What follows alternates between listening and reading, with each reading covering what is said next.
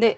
도덕 2학년 2학기 중간 대비 3쪽 하겠습니다. 3쪽. 상쪽 3쪽에 이미 정답을 다 알려드렸어요. 예, 교과서상으로는 106쪽에서 109쪽에 해당됩니다.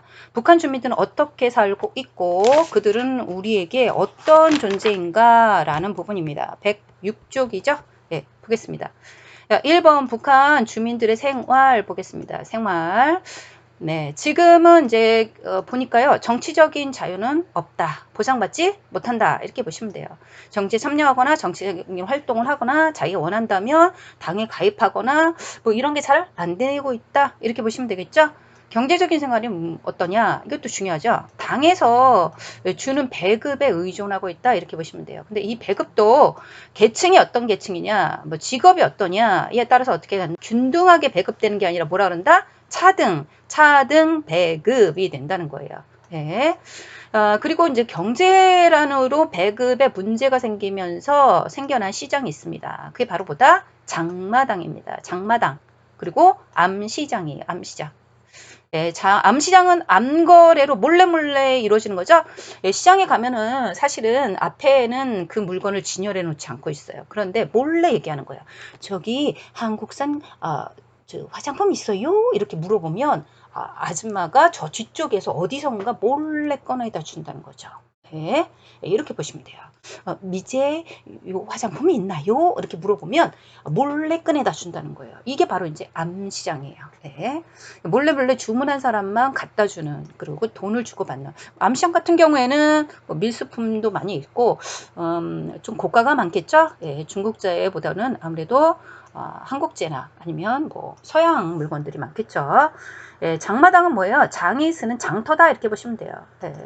원래는 배급을 해줬는데 경제난이 좀 심각해지면서 니네들이 알아서 해. 니네가 필요한 거 사다 써라. 그러니까 어때? 그걸 물건을 갖고 있는 사람, 확보한 사람들이 장을 여는 거죠. 예, 시장을 여는 거예요. 그래서 거기에서 물건을 사고 파는 이런 모습이 보인다. 이렇게 보시면 돼요. 장마당, 암시장. 예, 그렇습니다. 경제적으로는 그렇게 녹록치가 않다. 어려운 삶을 살고 있다. 이렇게 보시면 됩니다. 우리 남한 사람들이 경제적으로 좀 힘들다라는 개념하고 완전히 좀 다른 개념이죠. 예, 다른 개념이다. 이렇게 보시면 돼요. 예, 사회적으로는 어떤 생각을 하고 있나 보겠습니다. 집단주의다. 같이 행동해야 된다는 거예요. 예, 집단의 이익을 존중하는 원리가 더 어떻다? 크다. 이렇게 보시면 돼요. 크다. 매우 크다. 개인의 이익이나 개인의 취향, 뭐 특기 이런 거보다는 그거 필요 없다. 집단의 이익이 중요하다. 이렇게 보시면 돼요.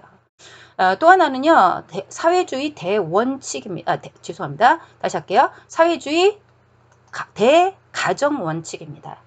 이건 뭐냐? 북한 사회 전체가 하나의 가정이다. 이렇게 보는 거예요. 하나의 가정이다. 이거는.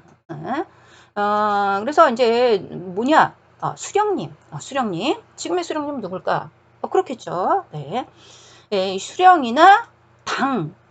예, 이런 사람들을 어떻게 섬겨야 되는 거예요. 인민의 아버지, 인민의 어머니 이렇게 얘기하고 있습니다. 예. 예, 인민의 아버지를 수령, 그 다음에 인민의 어머니를 당 이렇게 본다는 거예요. 수령과 당 빼면 이제 할 말이 없어요. 거기는. 네, 북한은 수령과 당이 중요하다. 그리고 우리는 뭐다? 저기 인민들은 뭐다? 자녀다 이렇게 보는 거예요. 그래서 북한 사회는 하나의 대가정이다라는 원칙을 갖고 있다는 거 잊지 마시기 바랍니다. 예, 문화적인 생활을 어떻게 하고 있냐? 당에서 통제합니다. 당에서 철저하게.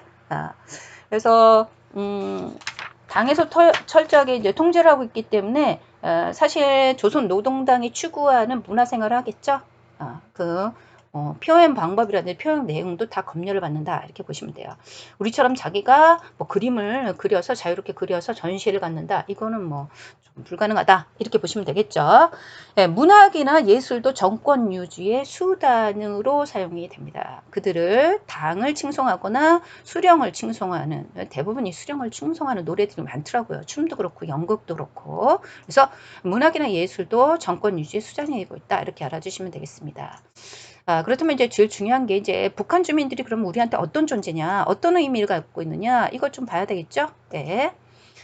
북한 정권과 북한 주민을 좀 구분할 필요가 있다. 구분해서 이해할 필요가 있다. 북한 주민을 유지하고 있는 사람들은 일부입니다. 그 체제에서 통치를 받고 있는 사람은 주민들은 대다수잖아요. 그래서 통치, 체제, 지배체제의 억압을 받고 지내는 거기 때문에 이거를 싸잡아서 다 우리가 통틀어서 우리가 다 적대시하거나 이러기에는 조금 문제가 있다라는 거죠. 그래서 북한 주민을 구분해서 이해할 필요가 있다라는 거 잊지 마시기 바랍니다. 그리고 북한 정권은 주민을 억압하고 남한을 위협하는 존재의 이런 주체가 세력이 된다라고 이해하시면 되고요. 그리고 북한 주민은 민족 공동체를 이루어 나갈 우리의 뭐다? 동반자다라는 걸 잊지 마셔야 됩니다. 우리는 같은 민족이잖아요. 그렇죠? 네, 민족 공동체다. 그걸 잊지 마시기 바랍니다. 그리고 이 가로요 2번. 북한 주민의 인권 문제가 또 중요하죠. 끊임없이 이제 우리가 인권 문제를 얘기하고 있습니다. 우리뿐만 아니라 미국도 얘기하고 있습니다. 실질적으로 기본적인 권리를 누리지는 못하고 있습니다. 아까도 직전에도 말씀드렸다시피 자유스러운 정치 참여가 돼요, 안 돼요? 안 된다고 그랬죠? 여기서부터 기본적인 권리를 누리지 못하고 있다. 뭐 문화예술 표현하는 것도 제한이 되어 있다. 경제난과 식량난으로 인해서 생존권까지 위협받고 있는 실정이다. 그래서 인권을 좀 개선할 필요가 있다. 그 개선이라는 게 굉장히 중요하죠. 인권은 모든 사람이 누려야 할 보편적인 가치입니다.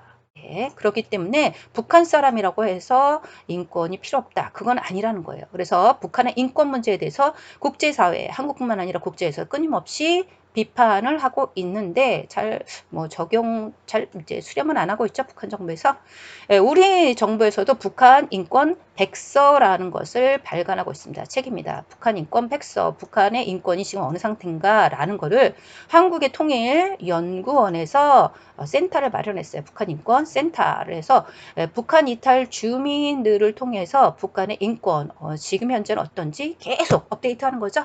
이러면서 전문적인 면접 조사를 주기적으로 실시하고 있습니다. 이러면서 이제 1996년에는 책 북한 인권 백서를 발간하기도 했다라고 3쪽에서 정리를 마무리하고 있습니다. 4쪽 보겠습니다. 4쪽. 4쪽의 용어사전이죠. 첫 번째 중요합니다. 소조 활동. 소조 활동이라는 게 있는데요. 이건 북한 학생들이 방과 후에 가는 거예요. 방과 후. 방과에 2~3시간 동안 활동을 합니다. 수업 끝나고 나서. 우리랑 동아리랑 똑같죠? 동아리랑 비슷합니다. 뭐 예습 복습하기도 하고 체육활동, 음악활동, 뭐 실어활동도 하는데요. 북한 사람들은 거의 다 음악활동을 신청을 좀 많이 한대요. 한 가지 이상의 악기를 다루라고 정부에서 말하고 있기 때문이다. 이렇게 얘기합니다. 장마당 아까도 잠깐 말씀드렸죠. 원칙적으로는 개인이 재산을 갖는 것은 허용되어 있지 않는 북한에서 불가피하게 야 니네들 알아서 사서 쓰든지 해 이렇게 이제 허락을 해준 거예요. 일부 허락을 해준 거예요. 그래서 물건을 사고 팔 수 있는 시장, 이게 장마당 시장 할 때 장자라고 보시면 돼요. 장마당이다 이렇게 보시면 되고요. 여기 장마당을 이용했던 세대가 있어요. 1990년대의 경제난 이후에 청소년기를 보낸 사람들. 이 사람들이 이제 현재 20대, 30대층이거든요. 이 사람들이 장마당을 이제 왔다 갔다 하면서 외부 소식을 듣게 됩니다. 그러니까 어때요? 외부 소식에 대한 이해도나 적응이 좀 익숙하죠? 그 전 세대, 부모 세대들보다 그렇기 때문에 훨씬 더 한국이나 이런 거에 대한 거부감이 없습니다. 암시장 볼까요? 암시장은 법을 어겨가면서 몰래 어두람이죠. 몰래 물건을 사고 파는 행위다. 이렇게 보시면 돼요. 여기에서 이제 이루어지는 거는 보통 한국 거나 뭐 미제 물건 뭐 이런 거겠죠. 집단주의 뭐 앞에서도 잠깐 말씀드렸는데요. 집단의 이익을 존중하는 정책의 원리다. 이렇게 보시면 되고요. 꼬마 정책이라는 게 있습니다. 꼬마들이죠. 북한의 어린이들이 방과 후에 고초를 모으거나 주변 활동을 합니다. 주변 환경 청소를 합니다. 이게 꼬마 계획이라고 합니다. 생활총화 볼까요? 생활총화는요. 북한 주민들이 자신의 잘못을 뉘우치고 자아 비판합니다. 그리고 동료의 잘못을 어때요? 지적을 합니다. 이러면서 상호 비판하는 거. 이게 바로 뭐다? 생활총화다. 이때는 수령과 당의 가르침이 기준이 되는 거예요. 생활총화. 당에서 수령이 이렇게 말했는데 내가 지키지 못했다. 너가 지키지 못했다. 라고 하면서 상호 비판하는 활동을 뭐라 그런다? 그렇죠. 생활, 총화. 8번 무리배치입니다. 무리배치라는 것은 북한에서 헌법적으로는 뭐 희망과 재능에 따라서 직업을 선택할 수 있다 이렇게 써 있지만 실질적으로는 그렇지 못합니다. 예, 직업 선택이